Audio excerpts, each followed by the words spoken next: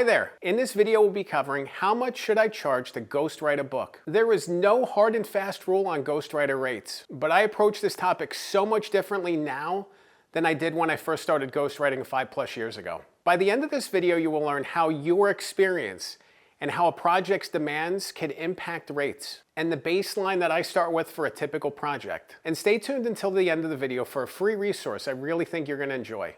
Let's dive in.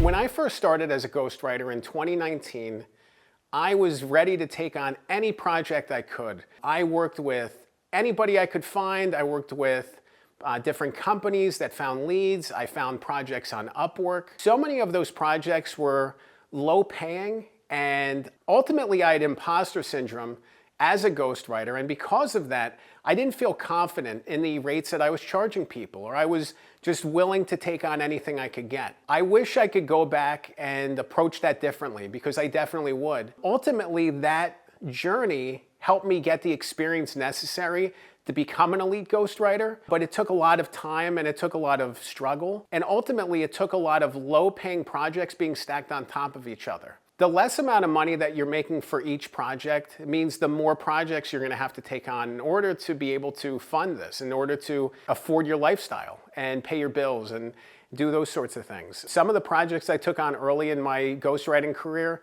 $1,000 projects, $5,000 projects, $6,000 projects, which is money, but if you stretch it out over 5, 6, 8, 12 months, how much are you making each month? If you're only making $1,000 for a book, that's not sustainable. You know, you can potentially work on 1 or 2 pro bono projects at a time. Maybe they're operating in the background, but you need high-paying projects to be able to pay the bills and get a fair rate. You know, when I think about ghostwriting today, so because I didn't believe in myself, I worked with companies. I worked with companies that would send me leads, and then I would bid on projects or get accepted on projects.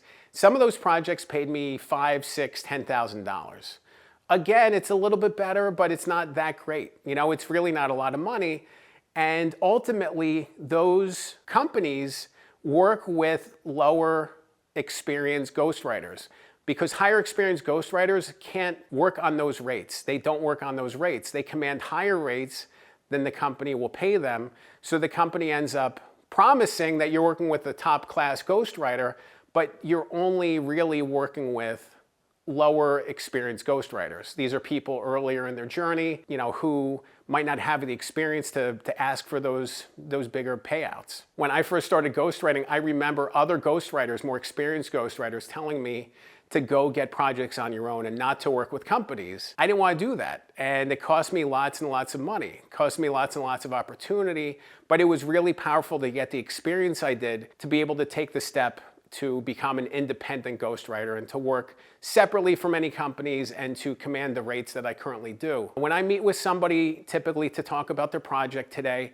I start at a baseline of $25,000 to ghostwrite a full book. Sometimes I go up and sometimes I go down depending on the amount of time needed, depending on the demands of the project, depending on maybe the work that they've done. If they've done significant work, I'm not going to charge them the same rate as if somebody was coming in cold and didn't have an idea of what they wanted to write their book about. So it's really important to think about the add-ons, to think about what would make a book go up in price. Some of those add-ons are traditional publishing and a book proposal.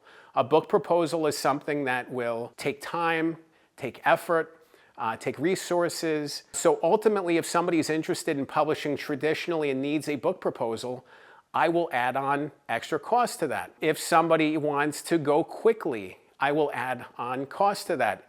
If someone has a difficult research-heavy project, I will add on cost to that.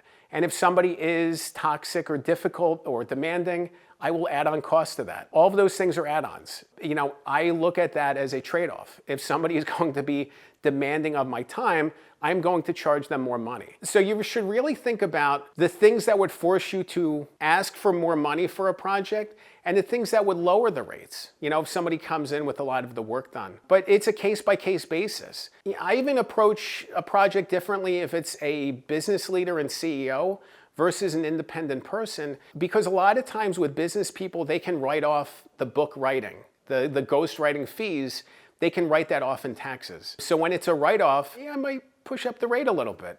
So it's a give and take. You know, if somebody's coming in with a passion project, a legacy project, they're not trying to make any money off of it, I look at that a little bit differently too. So that might diminish the cost a little bit. So it's really this give and take of all these different elements. But at the end of the day, you need to be able to figure out what your rate is, and you need to figure out what's fair for you, the structure that's fair for you, that's going to help you be the best at your job and your role to bring out this message and bring out the story. You don't want to be in a place of just taking on a ton of work, being overwhelmed, and just constantly doing mid-range work that you're not really proud of just because you're cranking out slop. You're cranking out slop because you're so busy doing a bunch of projects at once. You really should take the time to get this right and to give each project the care and attention that they need, because that's going to lead to so many opportunities for the author and for you. Think about somebody writing a great book and publishing it, and someone comes up to them at a speech and says, "How did you write this book? You know, I'd love to work with whoever you worked with." And there's a great recommendation. You know, you led to opportunities for the author you worked with, and then they're coming back to you and saying, "I met this great person who also wants to write a book," and sending you referrals and being a great cheerleader for you. I've had clients that have done that for me, and I'm so thankful for that. I'm so appreciative of that. It really means a lot to me. It warms my heart to think that they're so proud of the work I did for them, that they're going to bat for me, that they're taking a stake in my career. I love that. I think it's so awesome to see that happening. You know, if you do work that you're not really proud of just to crank out a book, and just cranking out book after book without that purpose, without that deeper meaning, you're going to miss that opportunity. The author is just going to go along their way. You're probably never going to be in touch with them again, and that's it. And that's fine, but like there's nothing more there. So think about what it takes for you to do your best work and charge rates that are going to help you do that. If you want to learn more about how much should I charge to ghostwrite a book, you'll definitely want to watch another video. I'll link to it on the screen. It's called How to Publish a Book. In that video, I cover all the elements of the book publishing process, from editing, design, promotion, marketing, publication, all of those elements that are so crucial and so important to the book process. They're all the things that you need to learn, and they're all in that video. Remember, a good book can change your life. I'm Dan Good. Thanks for watching.